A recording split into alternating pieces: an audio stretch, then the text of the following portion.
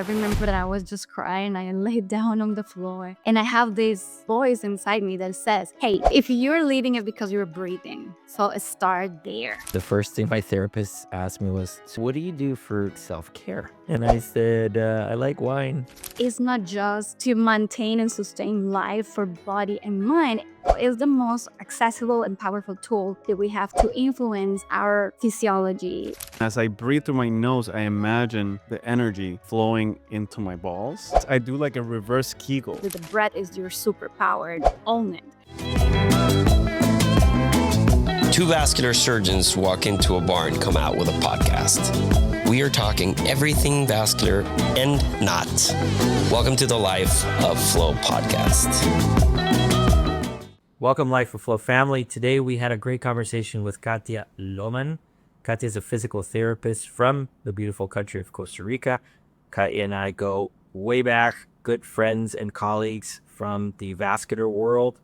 We'll go a little bit into that, but the more important thing is she's really evolved into a yoga and breathing guru with her own breathing lab. So we are going to go deep on. Are you going to apply any of this? Absolutely, bro. I already feel very zen. So let's go. Well, Kat, welcome to the Life of Flow. How are you? Good. Thank you. I'm honored to be here and sharing this space with you guys. thank you so much. It's awesome to have you here. And this new passion project of yours has me super excited. I've obviously we've worked together. We've been good friends for many, many years. And here lately, I got this request to follow a page and I had no idea what it was. And then lo and behold, it's you. And this whole thing, I know you've always been this like crazy yoga lover. And you're so connected to your inner self in ways that I have never imagined possible, I think. You've done a lot of that work, I know that. But then to turn that into this particular exercise on the science of breathing and the importance of what learning how to breathe, or I guess, figure out the positivity within that's new. And that's why we had you here today.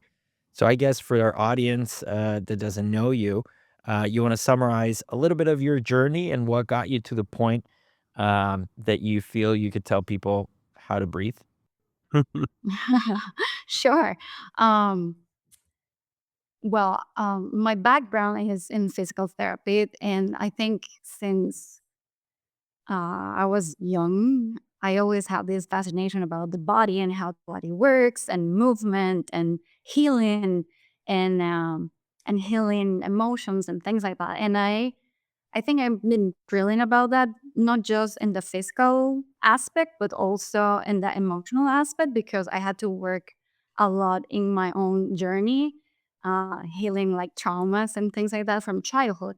So that's my background. And then life bring me into different paths, and I passed from this clinical aspect to more business side, and I work over like 13 plus years in the vascular world. Actually, I work for a medical device company specifically for peripheral intervention. So that's how is that connection in here with, at least with Miguel. And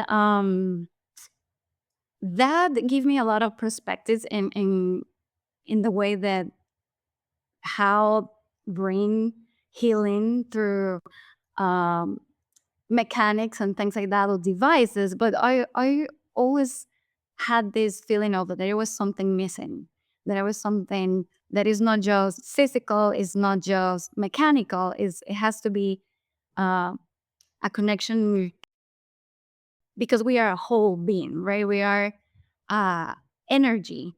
So that's why breath came into my life. And actually I have a journey in my healing journey, where I was passing for a lot of anxiety and panic attacks and things like that. And I was kind of desperate. I was tired. I couldn't sleep. it was like a very dark part in my life, and I was just asking for answers, and I was like, this is terrible. I cannot live like that. Why this is happening to me? And I was so tired. I remember that I was just crying. I laid down on the floor, and I have this. It's gonna sound a little crazy, maybe, but I have this kind of voice inside me that says, "Hey, if you're leaving, it's because you're breathing. So start there." And I was like, "Okay," and what that means, right? And I just start. I didn't know what I was doing. I just started inhaling and exhaling and inhaling and exhaling, and that's why breath work for me became my medicine. So I always was very intrigued with yoga and spirituality and things like that. Um, but I never paid too much attention to my breath until I needed, and it was in that case when I started like having these moments of feeling that I couldn't breathe. Um, so that's what I started doing for me in my personal experience, my personal life. Um, then I got married. Like years after that, I got married and I moved to US.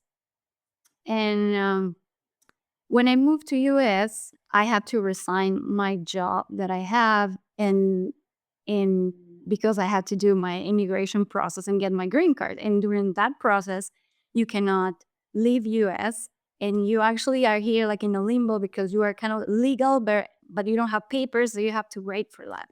So that year, it was kind of like my sabbatic year, and I used it for doing things I always wanted to do, and it was going deep into yoga and spirituality and things like that.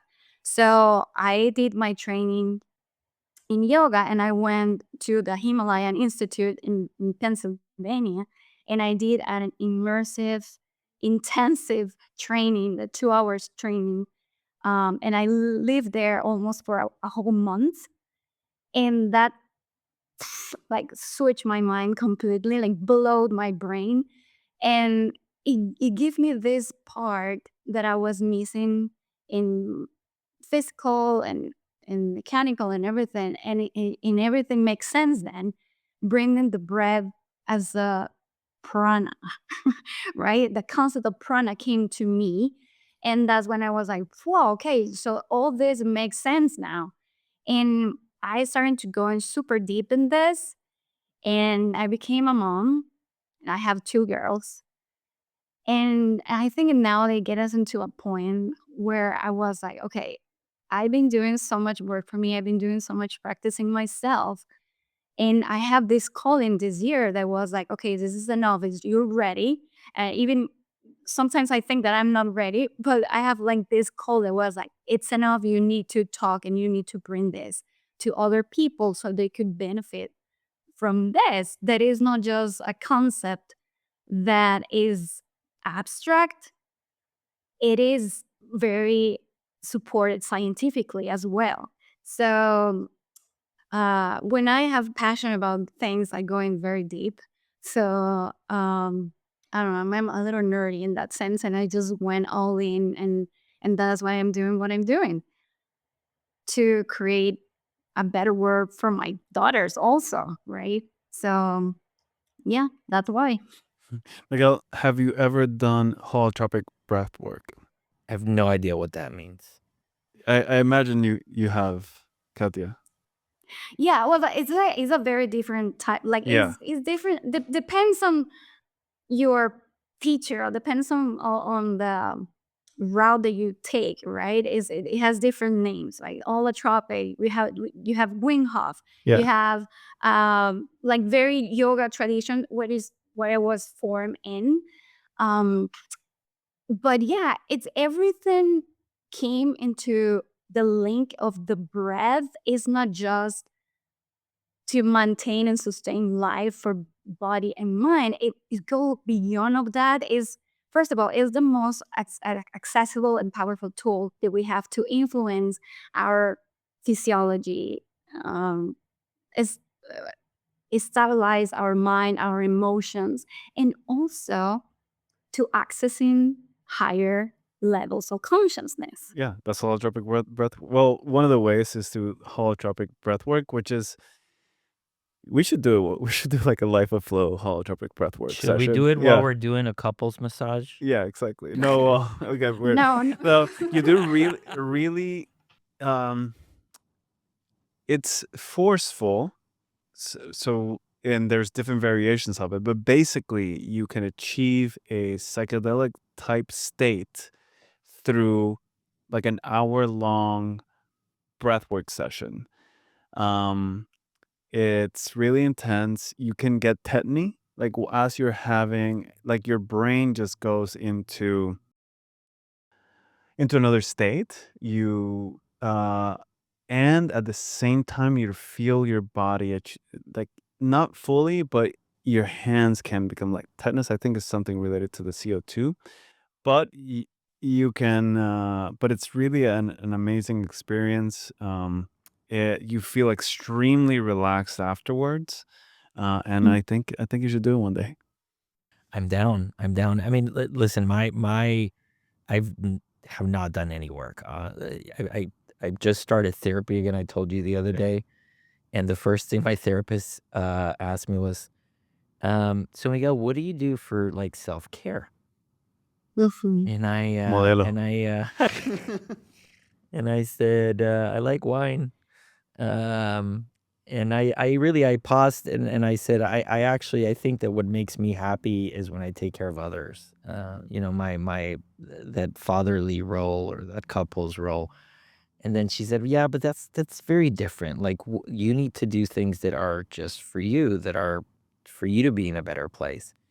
And literally, it was like the first day that we talked. I got all these things on essentially meditation, on yoga, on things that she's like, I don't care what you're doing in your life or what we're going to be talking about, but every single human needs to have that space where the world becomes silent and where you can listen to yourself.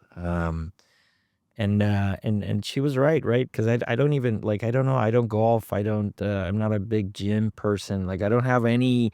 I see a lot of people that are so passionate about these things about themselves or their bodies or their biochemistry, and I don't really think about that much. And I guess I have to implement it. But from a physiologic standpoint, I mean, obviously, what you're exerting change over is the pH balance of your blood. That's it, right? It's that simple. The more you breathe out CO2, the more that hypercaloric acid comes out of the body, Yeah. the more your pH goes alkaline, right?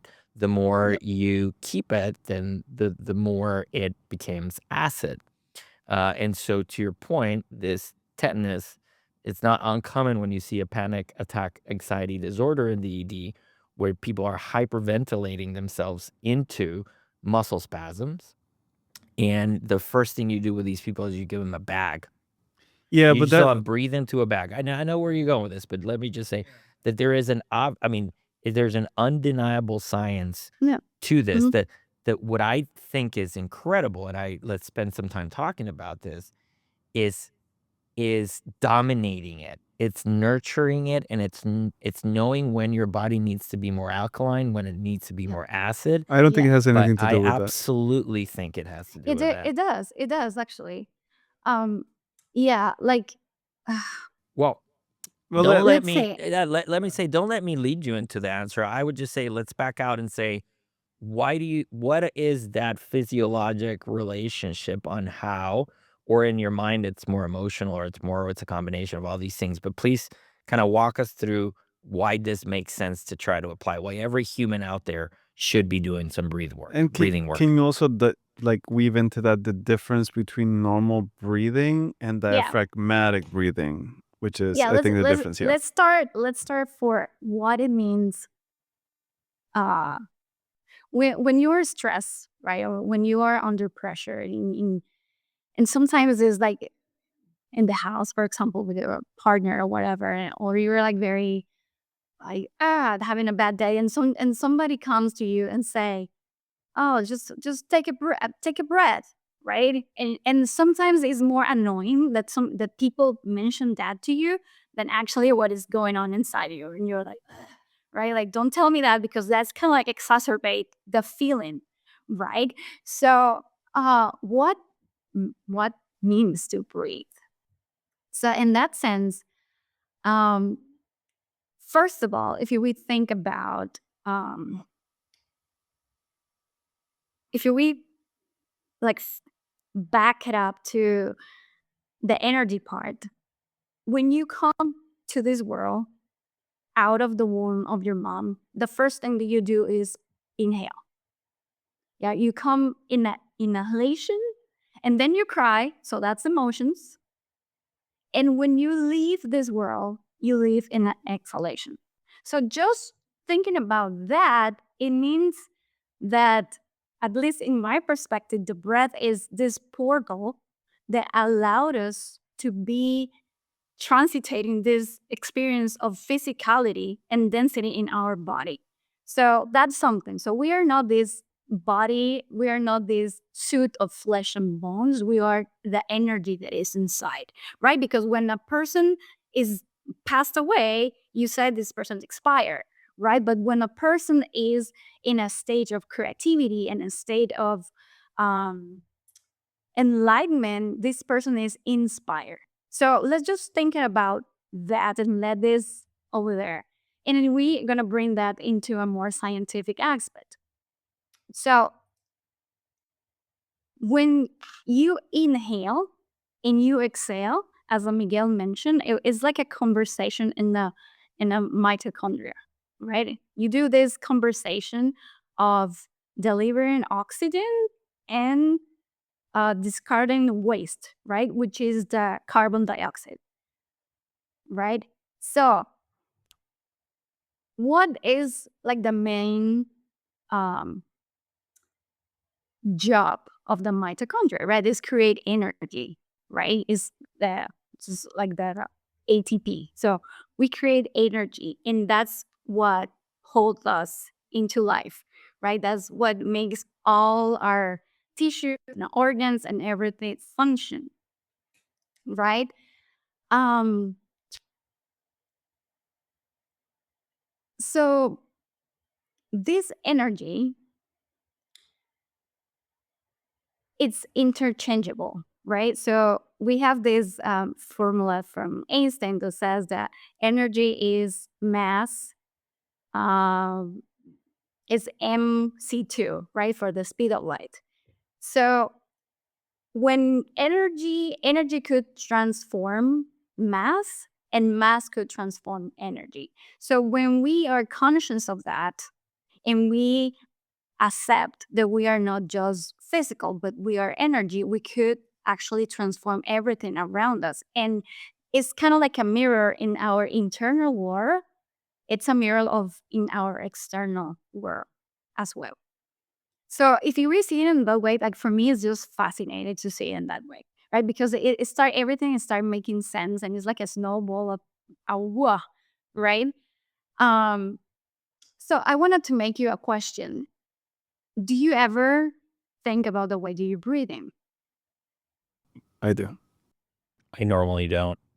No. So I recently joined one of these like really interesting Austin groups that I get invited into. I'm not gonna tell the whole details about it, but one of the things that what I was introduced to was something called the microcosmic orbit. Mm. Have you heard of this? No, In but like men in tantra and kind of male energy. So Mm. basically, and it really works to calm me down. Like if I'm stressed or something like that, I just do a couple breaths of the microcosmic orbit, which is, I imagine air. And actually, my math teacher used to tell me this back in the day in Puerto Rico, something similar.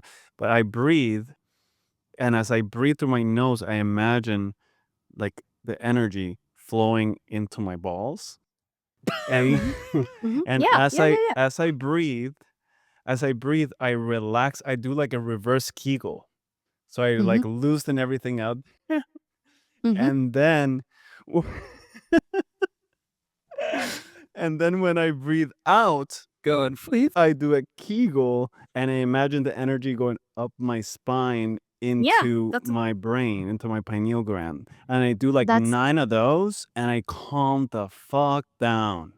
And I just feel like, and actually I can feel like tinglings in my spine after, if I do it like for a while, if I do like a meditation doing that, and some other like specifics about it, you feel kind of tingling energy going up your spine, which is crazy.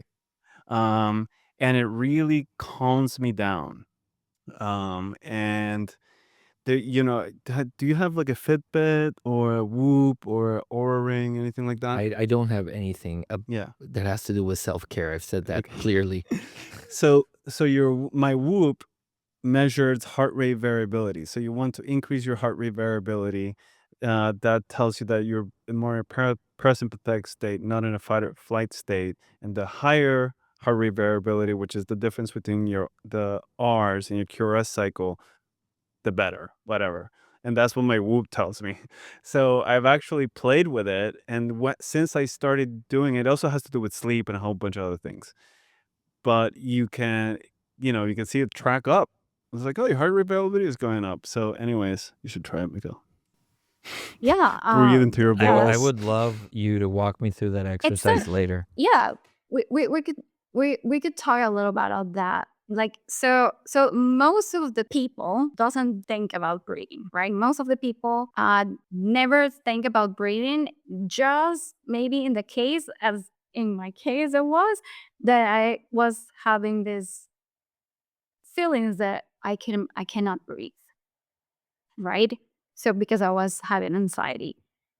So the first thing that we have to do is create this awareness of our breath, right? Because in order for you to transform something, you have to know where you at in this, right? You have to see it in order to transform. So the first thing that we could do is maybe place one hand on our chest and one hand in our belly.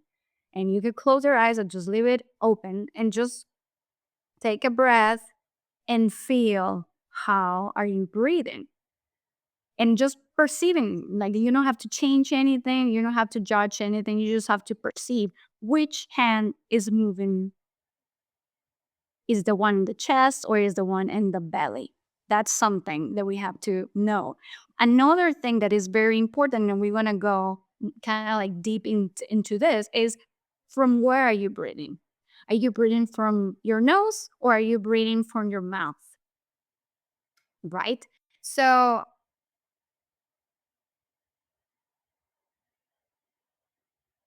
when you have this notion on how are you breathing, and you said, okay, when I breathe, the hand in my chest is the one that moves more, you are probably kind of stuck in fight or flight, you could say, right? Because you have like a shallow breath or you have rapid breathing, very superficial, right?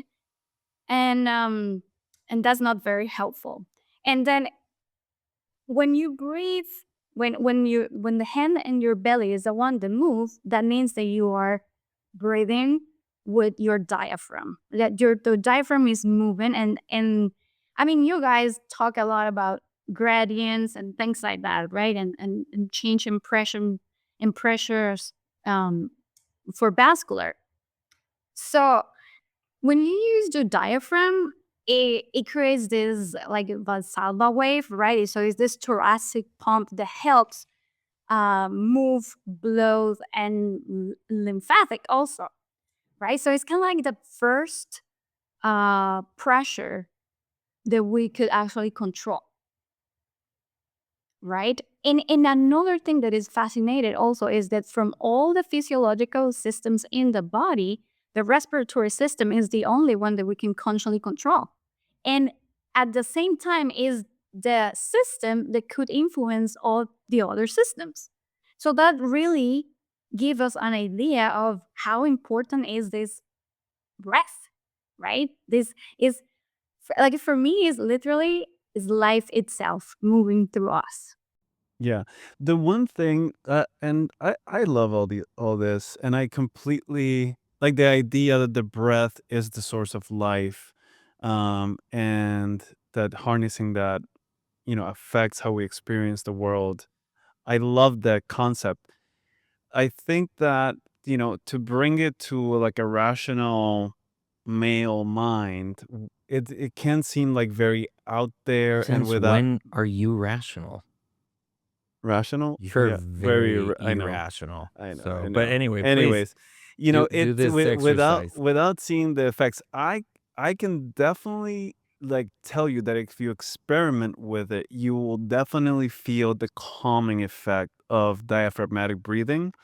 And if you do it with holotropic breath work, you'll definitely experience something. You'll know something is happening. Um, and within meditation, also, Hmm. it can get you faster to that I think that contemplative instead of associative state. But are there any other yeah. ways you've experimented with it where you definitely feel an effect besides the calming meditation aspect of it? I mean, m- as I mentioned before, like, so the breath meet you where you are. So you first have to know how you're breathing and from where you're breathing. So that's something to be, because you could use your breath for calm yourself and regulate yourself, but you could also use your breath for energize yourself and wake you up and give you energy and be more present and more focused and get clarity. So and that's why awareness is the first thing that you have to work with breath work. And for me, sometimes I see people that work with breath. They go super deep in the techniques and do this and do that, but never talk about nervous system and never talk about. So that's things that are very important. And in awareness is the most important thing first. Because if you know where you are, you probably, and you start, if you have a shallow breathing, you have a unhealthy pattern for breath, and you start doing super intense sessions of breathing, you probably will exacerbate your anxiety, or you probably will exacerbate issues that you are trying to deal with, like sleep better, fatigue, and things like that. So, so that's one thing, diaphragm. The other thing is from where you're breathing. So you can breathe through your mouth or you can breathe through your nose, right? If you breathe from your mouth, you probably will experience chronic fatigue, anxiety, brain fog. You probably will have a dry mouth, and that would cause a lot of oral issues like cavities, gum issues, snoring, sleep apnea, like things like that. And the most important thing here is the imbalance on carbon dioxide when you breathe through your mouth, like, because it drops, the oxygen drops. And the other part is nasal breathing. Okay, the nose is the most fascinated chemical, like a chemical lab that we have, right? It filters the air, clear impurities, um, moisturizing the air that comes. Uh, I don't know, increases the taste of smell, of taste. Um, and another thing that is very important about breathing through the nose is nitric oxide. Oxide. Ya no dije nada. Nitric oxide, right? So this is something very important that is actually naturally produced in our nose, and is a vasodilatator that helps, right, with the blood flow, right? It's also antibacterial, right? So it's kind of like our first barrier for immunity and air pathogens, and it regulates blood pressure. So this is something very important, that if we breathe through our mouth, we are not actually creating this natural um, nitric oxygen to help us in all the sequence of this. So when we think about that, and having these different types of how we breathe and where we're breathing, I wanted to ask you something. You have patients, right, that has diabetes. You have patients that have um, very poor circulation, slow healing processes, and things like that. Do you ever observe how they breathe? No, absolutely not. They probably are patients, and they probably come sometimes, and especially if they go to a case already, to a procedure, they probably are in fear. They probably have anxiety. They probably are chest breathers, mouth breathers, right? Sometimes they are uh, old. So you could see a lot of things that, how I mentioned before, it's kind of like a mirror of my internal world, right? Um, we want to create this balance between cleansing and nurturing, right? So every inhale is nurturing for ourselves, right? And thinking about oxygen also. And every exhale is this waste cleansing, right? So we wanted to have this balance that creates circulatory efficiency and heart health, right? So So how do you suggest you come into awareness of your breathing? Because I do think that you can find yourself, like when you're anxious, having really shallow breathing, that somehow contributes to that, or is perpetuates the an, anxious state, an angry state. Um, so as do you have a practice to bringing awareness to your breathing? Um, a reminder, a little check-in. Do you do it every so often? Okay, let me like check into in like, every it's like, yeah, it's like every time that you could start bringing awareness of how you breathe during the day. So you could do, like if you wanted to do it as a practice, you could do that I mentioned before. You place one hand on your chest and one hand on your belly and just see where you breathe, how you're breathing, from where I'm breathing. So that's something that you could start creating this connection with your body through your breath. That's one thing. Another thing is just starting to be observing how I'm breathing. So I'm in the computer working. I could have maybe like a little post-it, right? Like this sticky note over there that says, take a breath. So now I know that take a breath means using my diaphragm to breathe, right? It's not just like here, you don't do much if you just breathe with your chest, right? You need the diaphragm to create this like negative pressure, right? That move all the flow back to the heart and then going into the tissues.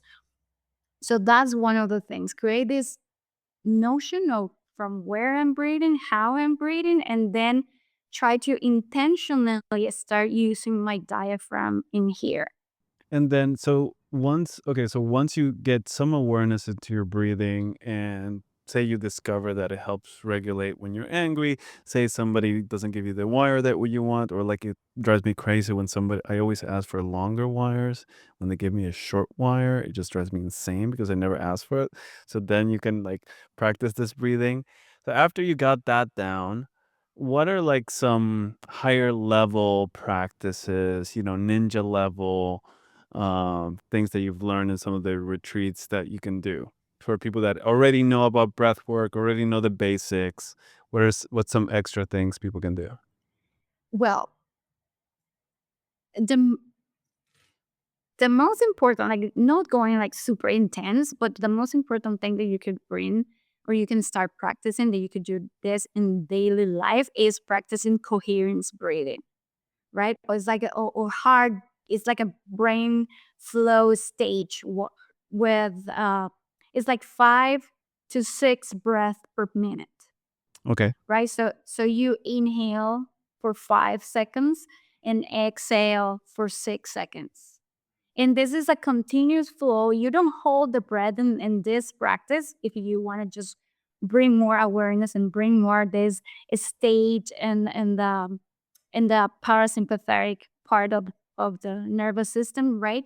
So this breath is perfect because it's not just about slowing the breath and counting yourself. It's kind of like the way of your body becomes this tuned instrument where everything starts synchronized. Your wave brains synchronized, your heart rate synchronized, the flow of your circulation synchronized, and everything get in this stage kind of like in a trance of calm, but you are alert but calm, but you're um energized but regulated at the same time. So you're kind of this kind of like a theta wave brain when you are in inspiration and you are open to intuition and you are open to just go with the flow, like literally just go with the flow and be more in having this pause where you could decide before say something or before um do anything. You could decide to act instead of react. Yeah. I think that something you said there is something that's key. Intuition, which is what is intuition? Intuition is just like a download from the universe, right? And I think You're on a roll today. as an You're entrepreneur, on a roll today. listen to me. As an entrepreneur, I think you should do this. You should open spaces for your intuition to help you resolve problems, like whatever. You want to get approvals faster, you have some blockage in your process. One of them can be breathing. For me, I like to run. Whenever I have like something that I like, God, that this thing is bothering me, I just like to run because it opens up that it just like you just get ideas. He always messages me when he's I always message. Yeah, I always tell him. like, Yeah, okay, here's how the message goes. I get a voice message. Who voice messages anyway? And someone that's running. It's like this. Hey man, I was thinking about you. And now it's like, holy moly, what are you doing? And why are you thinking about me right now?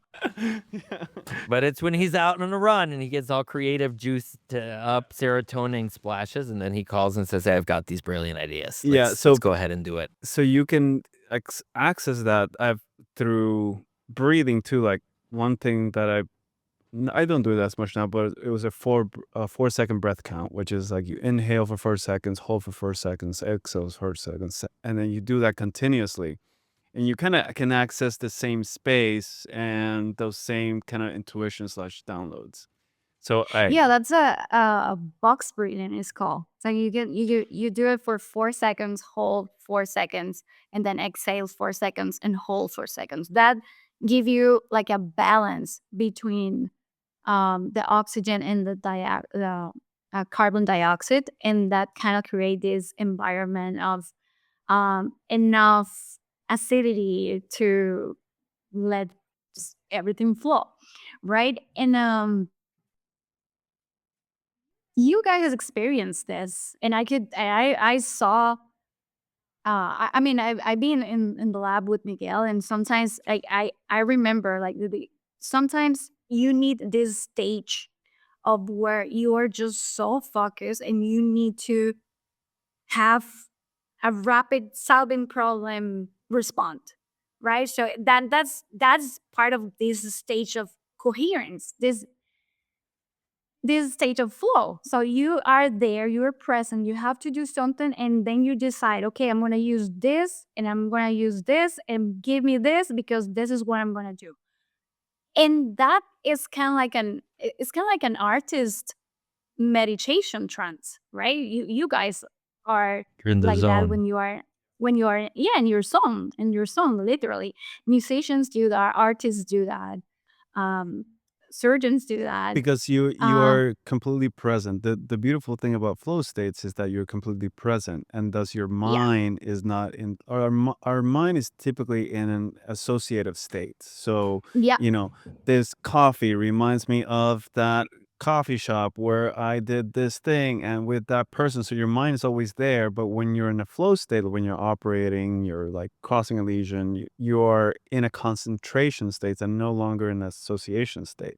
So you can access that concentration state or part of to it The, through breathing.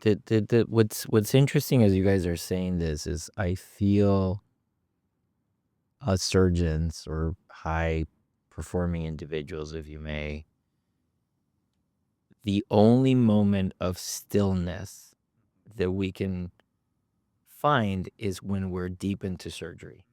The world goes away, and even more so, my cousin Ramon, who does primarily robotic surgery, he says that when he's in the robot, it's the time when he's the happiest. He is never, and he said shit like, not even sometimes with my family, I'm as happy and content because all the noise goes away.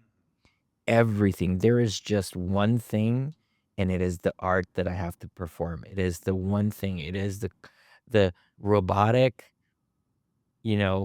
colectomy. Yeah.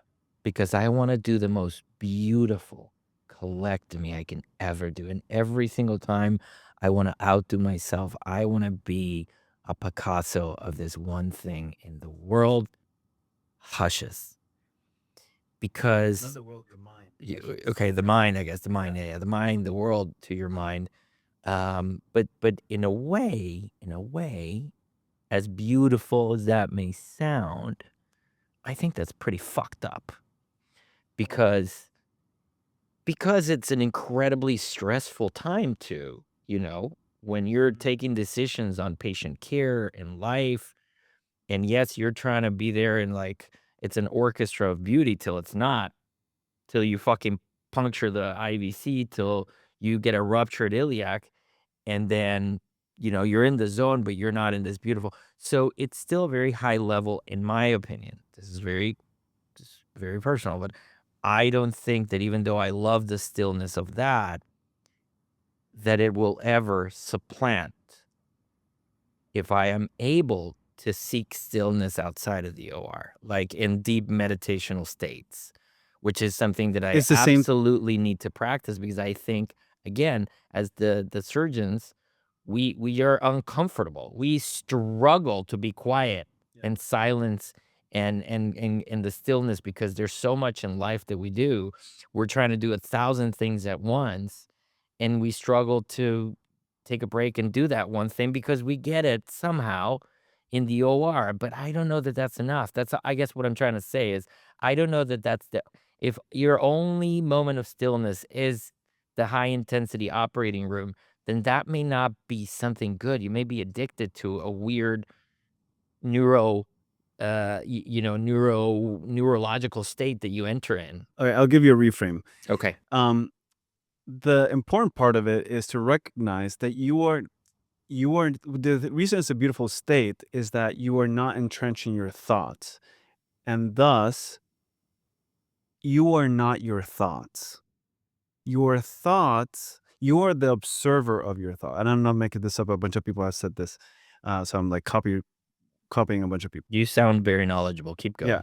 You are the observer of your thoughts. You are separate from your thoughts. So when you are in the operating room, focus on a single point, which can be a single point can be the colectomy, a single point can be your breathing, a single point can be an object in space. When you are concentrated in a single point, then you allow that space to become the observer, and you release your thoughts, and you kind of separate from them, and you release that anxiety. You achieve that bliss of meditation. So that is why we love the OR. Like people that love operating love it because it allows them to separate themselves from their thoughts and be in that flow state, in a meditative state. The same way that somebody that jumps off a plane and loves fucking base jumping, because at that moment they can't concentrate on anything besides not hitting the fucking tree. So they are in that state of just like not being one with their thoughts. But so you can achieve that, and there's I mean, I'm not an expert at all, but I think the goal is achieving that state, but um, through meditation, through like concentrating on your breathing or concentrating on an object or concentrating on the sensations in your body, just like concentrating on one thing allows you to kind of separate yourself from your thoughts. So, Kattia, if I'm coming to you and I'm like, Kattia, I want you to be my coach. I recognize the value of meditation, stillness, breathing, yet I'm so stressed. Life is difficult. My pager is going off all the time. My phone is going off all the time. My email's connected to my phone, which means it's going bling, bling, bling, bling, bling, bling, bling at night. I'm checking the phone 2 or 3 times at night. When I wake up, I have this necessity to look at my phone. I feel anxious when I'm away from my phone. You know, all these things that happen in our world. And so I have a hard time entering the space of deep meditation. And so what would be some tips or some things that you've learned along the way that you would say, Miguel, here's stuff that I think we should do, or you should work on, or these exercises have helped? I think the first thing is that you observe that you are aware of that. So just the idea of create awareness of how you breathe and you pay attention of how you're breathing, that itself create healing because you are actually thinking about it. So you are modifying it. So that's something. And then the other thing is, I mean, there's so many exercises that you could do. Depends, like you were stressed. We could talk. We could do coherent breathing. We could do box breathing. We could do. We could actually just work with training your diaphragm to be stronger, right? Your diaphragm also it's a muscle, right? So when you go to the gym and you work in your biceps or your glutes or whatever, you use resistance. So diaphragm could be trained also with resistance. You could use your hands just like as a very gentle weight, or you could use something that is called um, a stand pillow or like a breathing pillow, which is Kind of like the sandbags we put on the groins. Yeah, exactly. See? yeah, Yeah, it's It's like a literally. super this. heavy Yeah. pillow. Yeah. This is like 10 pounds pillow that you can just place it over your diaphragm and start breathing from there. So you lay down on the floor and put this weight, and that first of all give you feedback on how you breathing. So you could have a better understanding of your patterns. That's the most important thing, which are my parents, that I'm breathing shallow, that I'm breathing smooth, that I'm breathing too fast, that I breathe like things like that. So you first have to create this connection with your body and know your patterns before do anything else, because you could transform what you see. And then from there we could start experience. That's why um BreathLab actually came to me in a download, right? I was doing meditation and I was asking for like how I start doing this, because I need guidance in this. So if you want me to do this, right, like to the universe, let me know how to do it and just give me everything. And I have this deep meditation and everything start coming, and the name even come to me, and it was BreathLab. And the meaning of BreathLab is this because it's a lab. So it's an invitation for you to experiment with your body, because maybe the breath that is good for me is not good for you. Everybody's different. Everybody's in a different journey. Everybody has different environments that they are. So everybody has to experience. So we could do different type of exercise, and then you will stay and be consistent with the one that works for you. So everybody that's listening right now, well, not everybody, but let's say there's a few people listening right now that are on the way to work and that have some bad clinical information to share with the family and the patient. They're They're on the way to take their final boards. They're driving on the way to meet the medical executive committee for some dumb shit they did. And you start feeling the heart racing. You start feeling the discomfort in your plexus.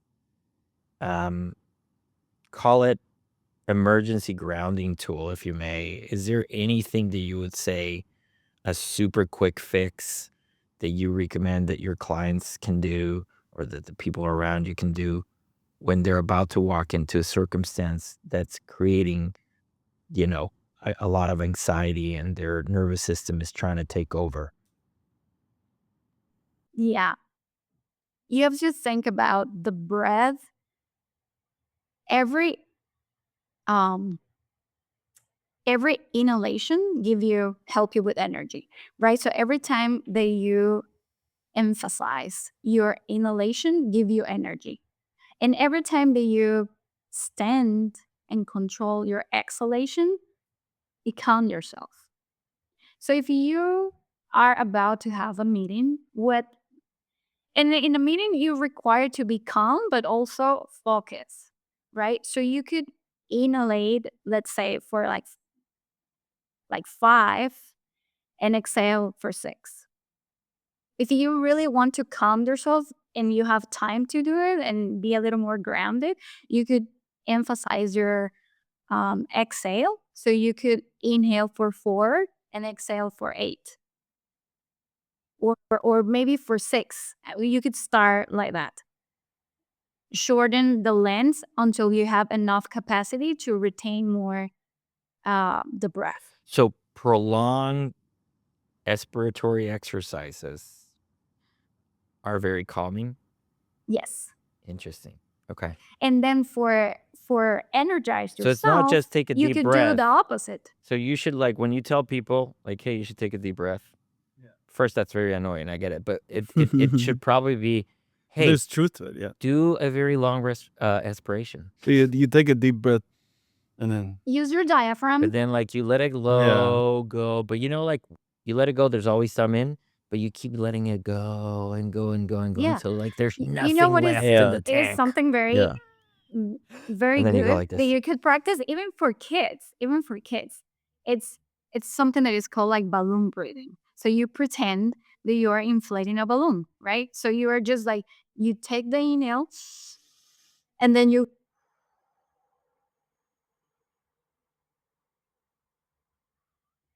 are inflating a balloon. That one is like super grounding and help you to calm down.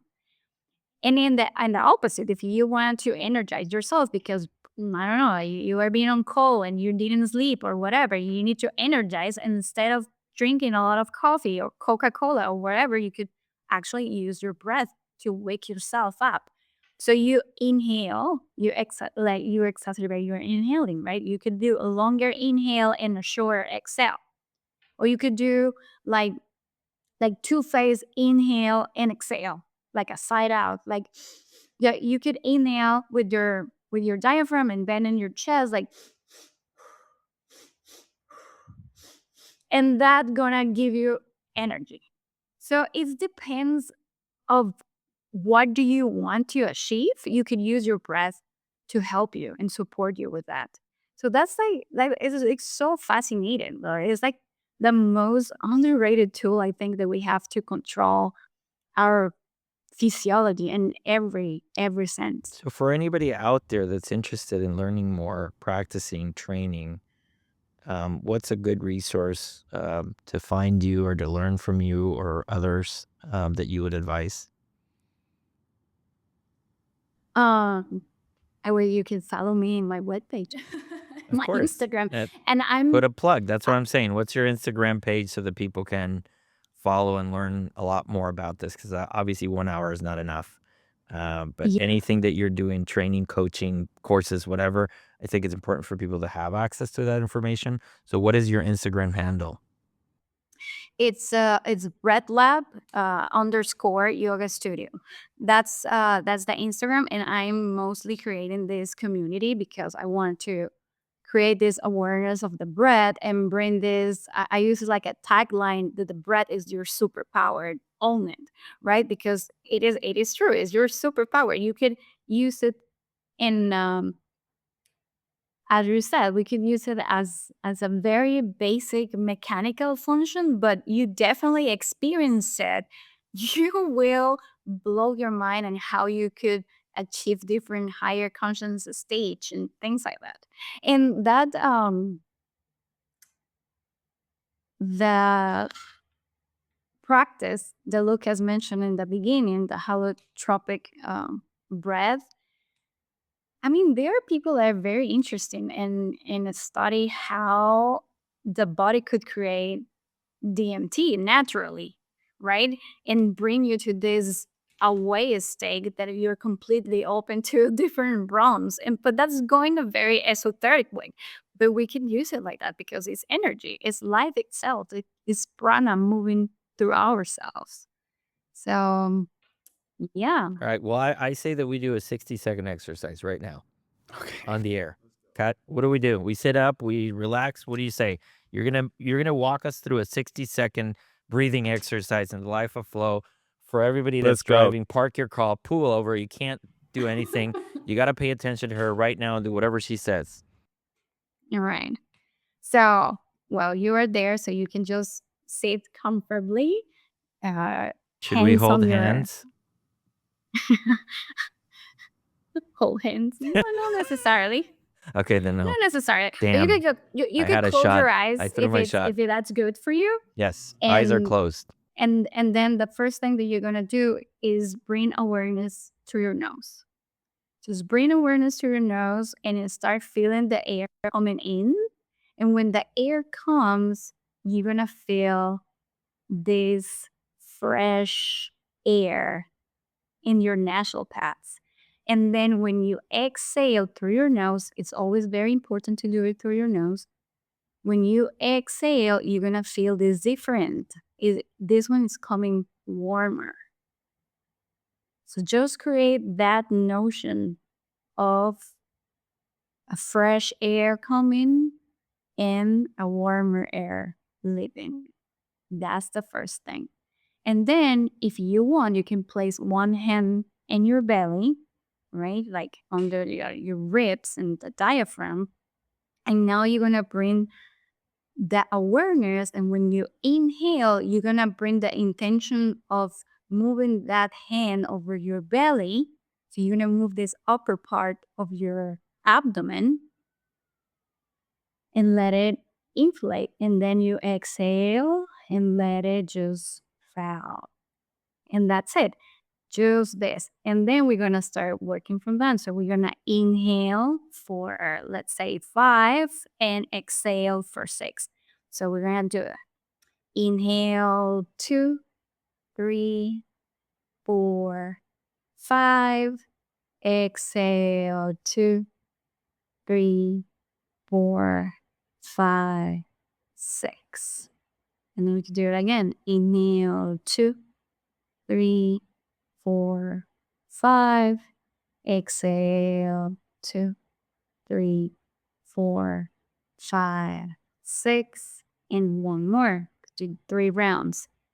4, 5.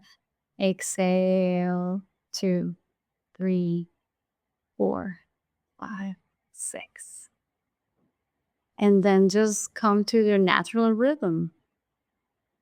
And just perceive that. It's just with 3 full rounds, inhale, exhale, you start feeling the shift. So calming.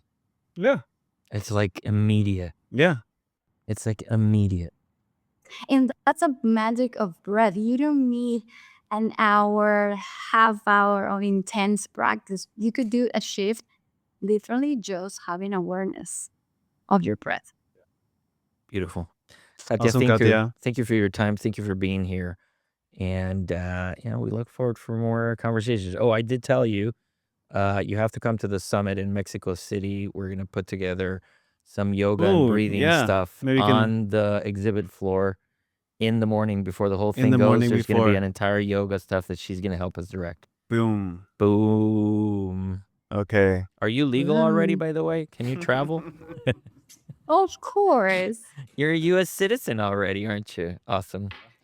All right. Vamos. God bless you. Ciao, ciao. Bye bye.